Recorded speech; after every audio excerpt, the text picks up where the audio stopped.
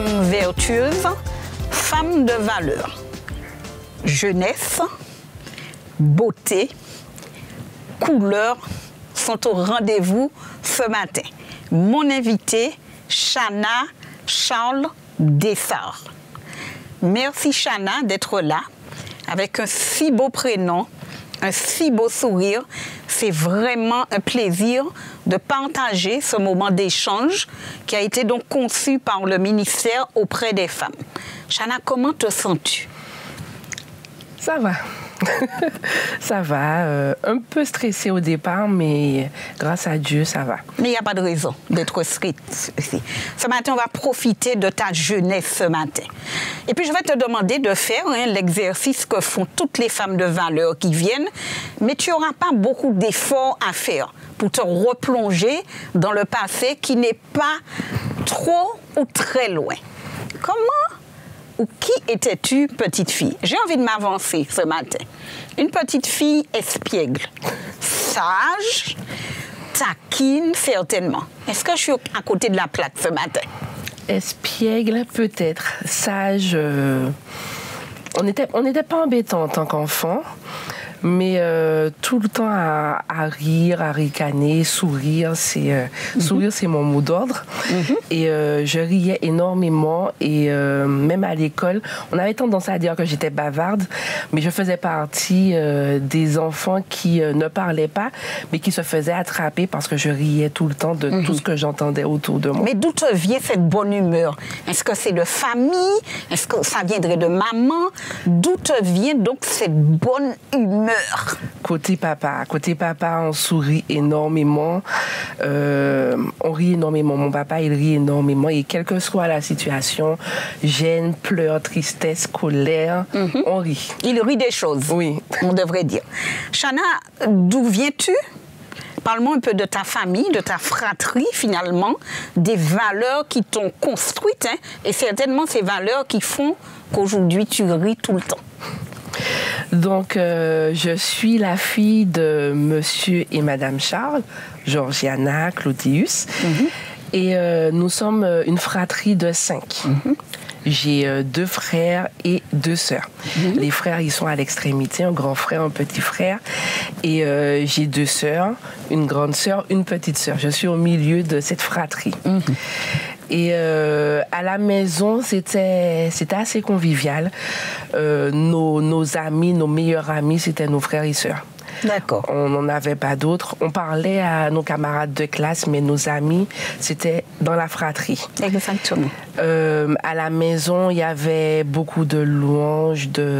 En fait, on a grandi dans un foyer très, très spirituel. D'accord.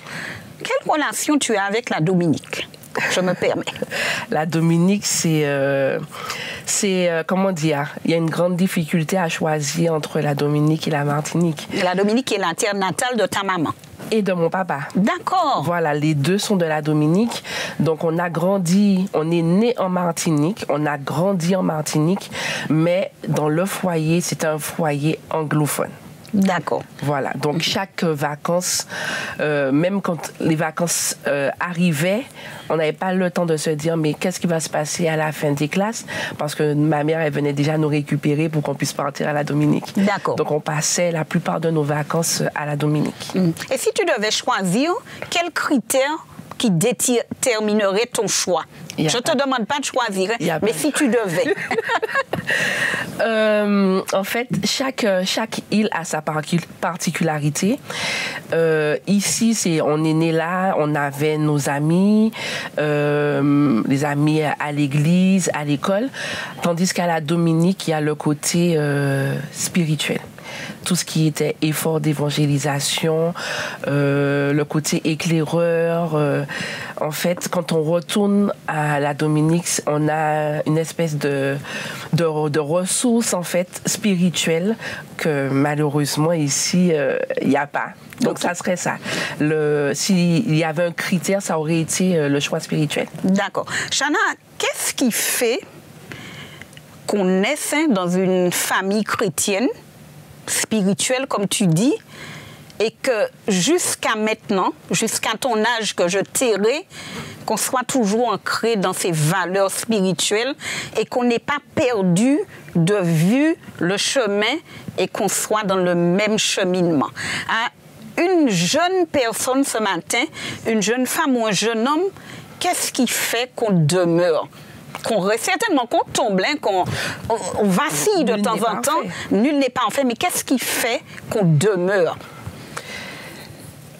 On demeure ferme dans la foi en gardant ce qu'on a reçu. Mes parents, ils l'ont reçu de leurs parents. Après, ils ont fait leur choix et ils ont décidé de devenir chrétiens adventistes. Moi, en grandissant dans cette fratrie, dans cette famille, j'ai accepté l'évangile à l'âge de 9 ans. Ça s'est fait en même temps que Chani. Chani, c'est mon binôme. Hein. Partout où on voit Chani, on voit Chana. Et c'était à l'effort d'évangélisation avec Fitz-Henry. Et quand elle a décidé de se faire baptiser, j'ai réalisé qu'elle avait décidé de se faire baptiser quand les pasteurs sont venus le samedi midi pour lui parler. Et en fait, ils venaient me parler aussi. Et c'est là qu'on a réalisé qu'on avait fait ce choix que de se baptiser. Et effectivement, en grandissant, j'ai fait certains choix, mais ça s'est renforcé. D'accord. Peut-être que je me suis baptisée à l'âge de 9 ans, mais ça s'est renforcé et mon choix s'est fait réellement pendant mes études. Voilà, et j'y arrive finalement. À 9 ans, oui, comme tu dis, je me suis fait baptiser. Oui. À quel moment Chana est devenue Chana? Est devenue, on va le dire, on dit chrétienne finalement, ou on va dire carrément à quel moment Chana rencontre de cœur et d'esprit son sauveur. Quand j'ai eu 17 ans, le choix se fait d'aller faire les études. Et mon choix s'est porté vers la France. Mon grand frère y était déjà.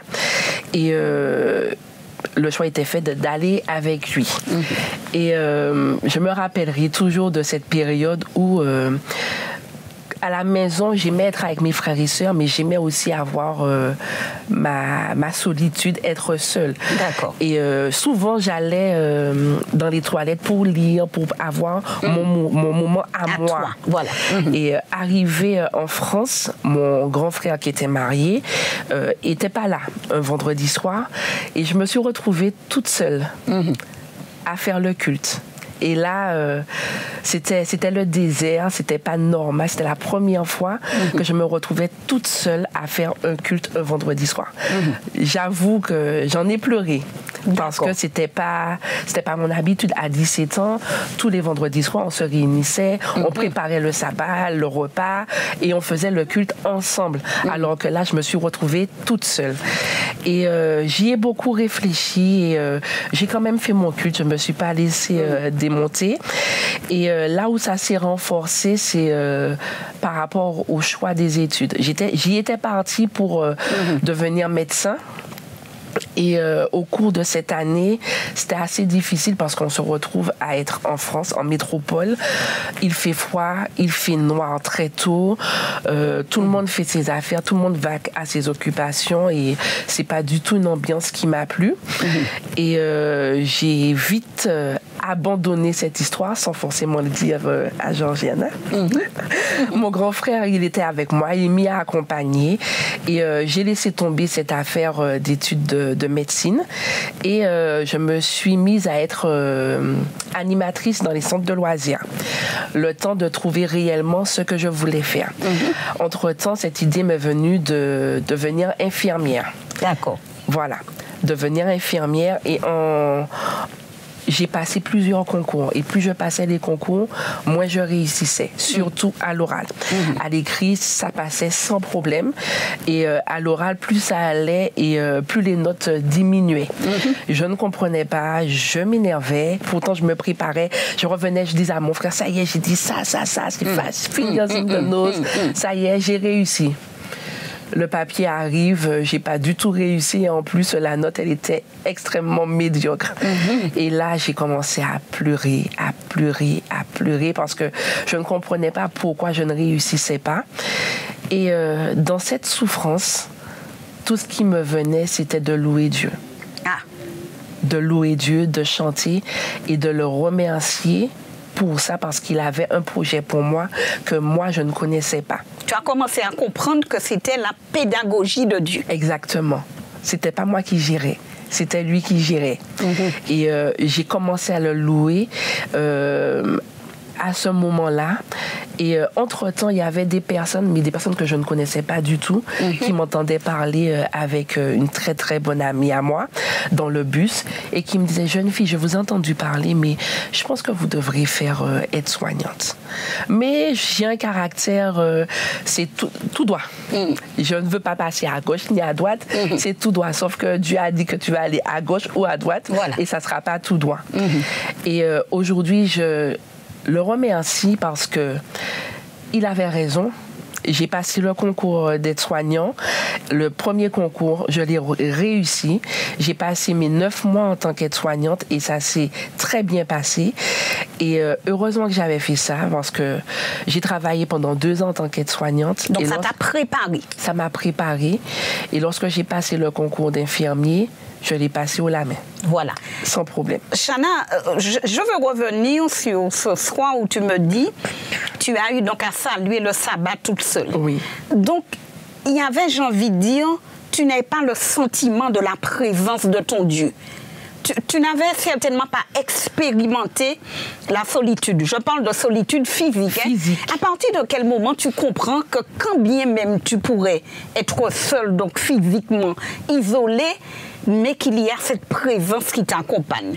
Le soir même, je l'ai compris. Je l'ai compris puisqu'il y a eu un sentiment d'apaisement qui s'est fait. Physiquement, j'étais toute seule, donc j'en ai pleuré. Mais en même temps, plus je chantais les chants du sabbat, et mieux je me sentais. Et j'ai réalisé que je n'étais pas seule. Que Dieu m'accompagnait, que j'avais ses anges avec moi. Et c'est ce qui m'a permis de continuer, en fait, ma course chrétienne. Voilà. Que malgré les choix que je pourrais prendre, il y avait quelqu'un qui veillait. Et puis, il y a eu l'expérience donc, des études, où tu as certainement appris l'humilité, certainement, appris la patience, où tu as appris aussi que Dieu peut utiliser des chemins détournés pour nous amener à des endroits bien précis et à des choix très clairs. Tout à fait. Chana grandit, elle devient infirmière. Oui. Comment elle construit sa vie de famille? Je suppose que tu as laissé le foyer et que tu as bâti donc ta propre maison, entre guillemets. Donc, je suis devenue infirmière. J'ai exercé pendant 2 ans en France, à l'hôpital. Et entre-temps, Chani, ma grande sœur, elle a son premier enfant. Et je suis une tatoune très, très présente pour ses neveux et nièces. Donc, j'ai décidé de laisser l'hôpital, de prendre une année de disponibilité et de descendre en Martinique, m'occuper de ma sœur et de mon futur neveu. Est-ce que ça a éveillé chez toi des désirs de maternité, certainement, de construire un foyer, où là encore, tu laisses Dieu te montrer donc l'amoureux qui deviendra ton époux? Est-ce que là, comme dans les études, tu essaies de brûler les étapes, ou vraiment tu laisses Dieu prendre le contrôle? Je laissais Dieu prendre le contrôle. Là, c'était pas mon moment, c'était son moment à elle. Et le moment d'être encore une 3e fois Tati. Donc non, c'était son moment et je m'y impliquais à fond. Voilà. Et tu attendais ton moment, certainement. Mon moment allait venir. Peut-être consciemment ou inconsciemment. Voilà, mon moment allait venir quand il allait venir, mais celui-là, c'était le sien. Et quand vient ce moment, comment tu t'es préparé pour ce moment? Ce matin, j'ai envie que tu dises à un jeune homme, à une jeune fille, finalement, on se prédestine tous au mariage, à créer une famille. Comment on prépare cette étape de sa vie? Dans quel état d'esprit? Quand, pour faire une petite comparaison avec mon amie que j'ai eue en France tout au long de mes études, voire ma meilleure amie, en fait, en partant en France, je me retrouve seule. Donc, je n'ai plus cette fratrie, je n'ai plus Chani, mon binôme. Et en arrivant là-bas, une amie devient ma meilleure amie, celle avec qui on fait... on partage tout, quoi. On partage tout. Et... au final, avec elle, je me rends compte que oui, on doit se préparer. Donc, on en discute. On prie pour ça. Voilà. Et Et au final, quand j'arrive en Martinique, je me préparais à cela, mais en même temps, c'était le moment. C'était pas une obsession, j'ai envie de dire. En fait, j'ai appris à vivre mon célibat. Ouais, voilà. Voyager, cuisiner, faire vraiment tout ce que j'avais envie chose de en faire. son temps, Exactement, exactement. Et j'ai un frère, chef papa, qui m'a dit, Chana, mais tu veux pas te marier?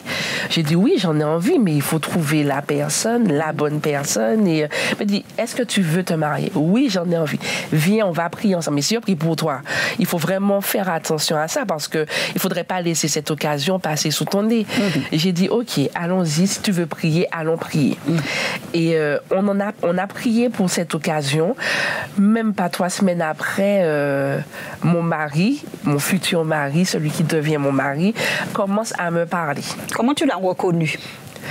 En fait, je le voyais déjà, mais je ne le voyais pas pour moi. Je le voyais pour d'autres personnes. D'accord. Entre méteuses, entre guillemets. Voilà. Et, mais lui, il avait décidé que c'était moi. Et même si je mettais un peu des bâtons dans ses roues, il avait décidé que c'était moi. Mais Chana, est-ce qu'à un moment, on demande à Dieu de nous donner la confirmation que c'est bien son choix? Ou bien est-ce qu'on a toujours une petite appréhension? Est-ce que je ne me trompe pas? On a toujours une appréhension puisque le choix, c'est un choix de vie. Je ne me marie pas, en tout cas dans ma tête, c'était bien décidé. Je ne me marie pas pour divorcer. Et donc, cette appréhension, elle est là même arrivée au pied de l'autel. Hein. D'accord. Donc, oui, j'ai demandé à Dieu de confirmer. Il ne fallait pas que je déroge à certaines règles. D'accord. Il y avait des choses qui étaient assez définies. Qui étaient claires, quoi. Qui étaient claires. Et tu t'en tenais? Oui, oui. C'était non négociable. D'accord. Femme vertueuse, femme de valeur. Vous êtes comme moi, je pense que vous attendez le moment de pouvoir la retrouver. Elle partage avec tant d'enthousiasme son parcours de vie. Nous allons retrouver Chana Charles Dessart. Femme vertueuse, femme de valeur. Chana est notre invitée ce matin et la jeunesse est présente donc sur ce canapé. Chana, tu rencontres donc cet homme qui devient donc ton époux, et comment, toujours dans ton même état d'esprit, d'obéissance, de ne pas faire de compromis, comment tu construis ce foyer? Ce foyer se construit avec les valeurs reçues dès l'enfance, les valeurs parentales, les valeurs spirituelles, et toujours sous l'égide de Dieu. Jamais selon ce que moi je voudrais, mais selon ce que Dieu veut. Instaurer le culte de famille, matin et soir, avoir des moments de prière, et vraiment... Quand on est jeune, c'est compliqué parce qu'on nous réveille très tôt pour faire le culte. Le soir, on veut regarder un film. Maintenant, il faut éteindre et faire le culte. Et aujourd'hui, effectivement, oui, on se réveille très tôt pour faire le culte. Le soir, il faut faire le culte. Et je retrouve cette complicité aussi avec ma mère, avec mon père, que de les appeler, leur dire « Comment allez-vous? On peut prier ?» On peut prier parce que pour moi, c'est très important d'avoir cette relation spirituelle avec mes parents. Et j'essaye dans notre foyer, à nous, de pouvoir le mettre en place. Voilà. Et ce matin, est-ce que tu as envie de me dire que la jeunesse ne vient pas à l'encontre des valeurs, à l'encontre d'un mode de vie qu'on choisit d'avoir? Mais pas du tout. Au contraire, c'est ce qui nous permet d'avoir notre vie. Mon expérience serait par rapport aux études. Quand je suis partie en France, j'ai un ami qui m'a dit « Mais tu vas changer, la France, ça change et tu ne seras plus jamais la même. » Et j'attends toujours ce moment. Où tu changes? Oui, parce que je n'ai pas changé. Au contraire, je me suis bonifiée. Arrivée en France, mon frère, il allait à Paris Sud. Et il m'a dit, ben viens, je vais te montrer. Il y a des jeunes là-bas et tu verras comment tu t'y plais. Et en fait, Paris Sud est devenu mon église, et qui est mon église de cœur, où j'ai fait de belles rencontres. Au départ, bon, j'étais assez timide. Et au départ, je regardais comment ça se passait jusqu'à ce que, au final, j'ai pu m'imprégner de cette église. J'ai été dans une chorale, la chorale Young Voices. Et en fait, je pense que pour un jeune, ce n'est pas tant l'endroit où on va qui nous change, mais qui détermine qui on est, mais plutôt ce qu'on a au fond du cœur et ce qu'on voudrait devenir. Et je me suis entourée de personnes qui avaient à peu près les mêmes valeurs que moi. Et comme j'ai dit, que ça soit en amour ou dans la vie de tous les jours, il y a des règles qui sont non négociables, et c'est la spiritualité avant tout, c'est mon Dieu avant tout. Ok, Chana, tu es devenue donc maman. Oui. Donc tu n'as plus envié Shiny, je plaisante.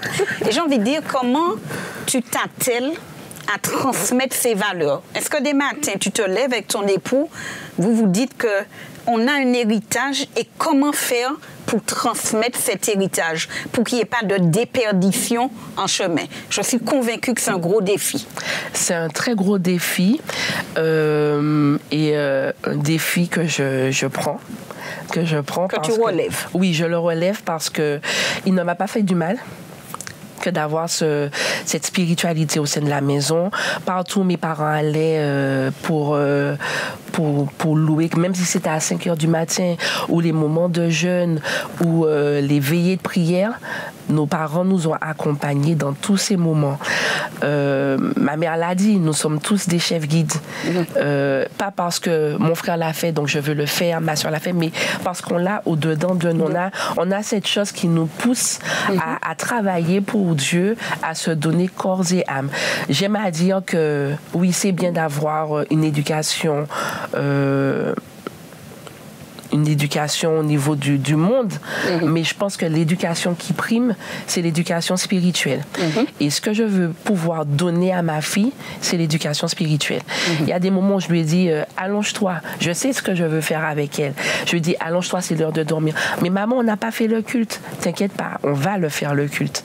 On va le faire. Et ça me fait plaisir qu'elle le dise. Je pense que pour l'instant, elle l'a.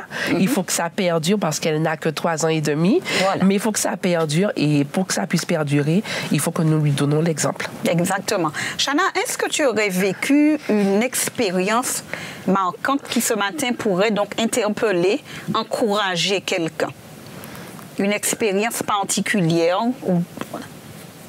que tu aimerais partager avec nous ce matin, où tu as vu la main de Dieu, où tu t'es senti accompagné par Dieu? Mon expérience particulière, c'est pas une expérience que je raconte à tout le monde, mais maintenant tout le monde la saura. Tu me la racontes. Je te la raconte, Nadège. En fait, au moment où nous allions nous marier avec mon mari Alexis, j'ai appris que ça aurait été difficile pour nous d'avoir un enfant. D'accord. Et il m'a dit qu'importe ce qui se passe, nous restons ensemble, et si on doit en avoir, on en aura. Si on ne doit pas en avoir, on n'en aura pas, mais nous restons ensemble. Et ça, c'était 6 mois avant de se marier. Et on s'est mariés, et tout de suite, il fallait qu'on enclenche tout de suite le processus d'avoir un enfant. Et comme j'ai dit, je suis quelqu'un de fonceur, c'est moi qui décide, c'est moi qui décide. Voilà. Dieu m'a encore montré, c'est pas toi qui décides, c'est lui qui décide. Et pendant 2 ans, on a essayé, j'ai même été à la PMA, chose qui était très, très, très, très difficile. Et au bout de 6 mois, j'ai vu la gynécologue, je lui ai dit non, c'est bon, j'arrête. Ça ne m'intéresse pas, je ne veux pas faire les choses de cette façon. Voilà. Et si je dois avoir un enfant, j'en aurai. Si je ne dois pas en avoir, ça va me faire très mal, mais voilà, je n'en aurai pas. J'assumerai. J'assumerai, et Dieu fera ce qu'il devra faire. Entre-temps, avec ma meilleure amie, on met en place un processus de jeûne, de prière, de meilleure alimentation, sachant que j'étais déjà végétarienne. Mais on mettait en place tout ce système pour se dire que, OK, c'est Dieu qui décide, mais on va quand même mettre en place certaines choses. On se donne les moyens quand même. Voilà. Et donc, j'arrêtais la PMA et début janvier, j'étais enceinte naturellement. Je ne sais pas comment et tout ce que je peux dire, c'est que c'est Dieu qui décide. Exactement. Voilà. Et j'ai envie de te dire, j'espère que là, tu as retenu la leçon. J'espère.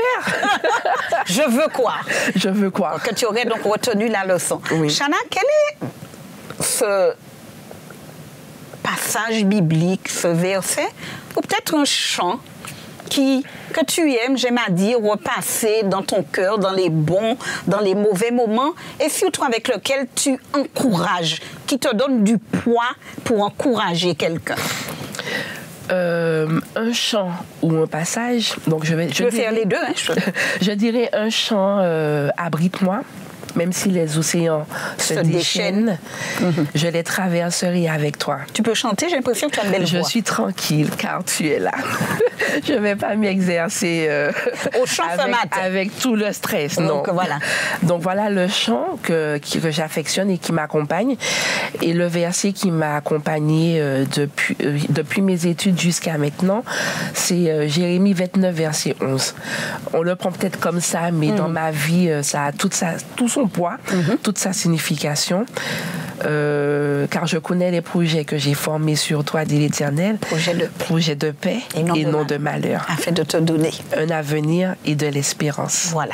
Et tu l'as expérimenté. Je l'ai expérimenté. Et tu as du poids pour partager cette parole avec quelqu'un. Exactement. Chana, dis-moi comment donc, en tant que femme, tu utilises certainement cette sensibilité que Dieu t'a donnée pour pousser des portes qui seraient peut-être difficiles pour quelqu'un d'autre, donc d'ouvrir finalement pour influencer, pour accompagner.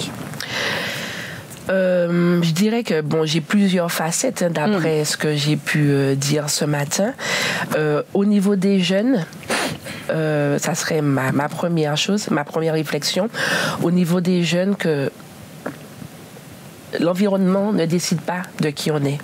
C'est nous qui décidons, avec l'aide de Dieu, de savoir où on veut aller et ce que l'on veut devenir. Premièrement.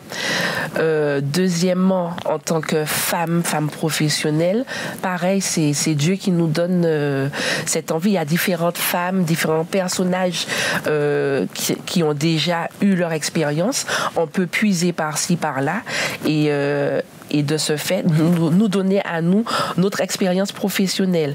Et par exemple, je suis infirmière, mais rien ne définit que je sois infirmière toute ma vie. J'ai d'autres facettes. Et en tant que mère, il est vrai que ce n'était pas facile. C'est vrai que lorsque tu as introduit ce moment, tu as dit maintenant tu es maman, donc tu ne jalouses pas Chani, entre guillemets. C'est vrai que j'en ai eu qui m'ont posé cette question. Est-ce que je jalousais? Pas forcément Chani, mais ça faisait 2 ans que j'étais mariée, que je n'étais toujours pas enceinte. Et en fait, non. Pendant cette période, c'est vrai que ça me faisait mal parce que je savais ce qui m'arrivait. À ce moment, j'étais infirmière en laboratoire et j'ai eu énormément de jeunes filles, 17, 18, qui savaient déjà qu'elles n'auraient jamais enfanté. Des jeunes filles qui étaient en situation de PMA, des jeunes filles qui essayaient, des dames qui essayaient et qui n'avaient toujours pas cette expérience que de devenir maman. Et moi, j'étais là avec cette douleur en moi, mais je n'y pensais même pas. J'étais présente pour elles et je les accompagnais. Je leur donnais des conseils afin qu'elles puissent réussir à avoir ce moment. Et donc, Dieu sait ce qu'il veut pour nous. Comme pour les femmes dans la Bible, par exemple Rachel, Dieu s'est souvenu d'elle.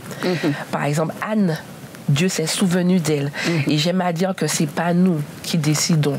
Même si on pourrait compter comme on veut, on pourrait prendre les applications comme on veut, C'est lorsque Dieu décide de se souvenir de nous qu'il se souvient de nous. D'accord. Chana, qu'est-ce qui fait que tu sois autant épanouie? C'est vrai que tu me dis que dès l'enfance, tu ris finalement. Tu as quand même traversé, tu as eu ton parcours de vie, tu as eu ton cheminement. Mais qu'est-ce qui fait qu'on te trouve aujourd'hui aussi épanouie? Je suis pas parce tranquille. que tu as une robe rouge. La victoire, ma couleur. Oui, oui. Je suis tranquille car tu es là. Et tu es convaincu que tu es abrité. Je suis sous ses ailes. convaincue que Dieu m'accompagne. Effectivement, il y a des moments où je suis au plus bas, mais dans ces moments, je sens que Dieu m'accompagne. Ce n'est pas fictif. On pourrait croire que oui, mais Dieu t'accompagne, mais non, c'est réel. C'est réel, c'est ce que j'ai vécu, c'est ce que je vis toujours et j'espère pouvoir le vivre encore. Dieu m'accompagne. La louange, ça fait partie de moi. C'est mon ministère. Et comment tu transmets ce message? J'ai envie de dire, comment tu vis ce message pour qu'il soit transmis, pour qu'on puisse lire en toi ce message? Comment tu deviens ce message? Pas seulement d'en parler, de faire de la théorie pour agacer les gens, pardonne-moi, mais comment tu vis ce message? Comment faut-il le vivre, ce message? C'est dans la vie de tous les jours. C'est dans la vie de tous les jours. Je ne le vis pas comme une contrainte.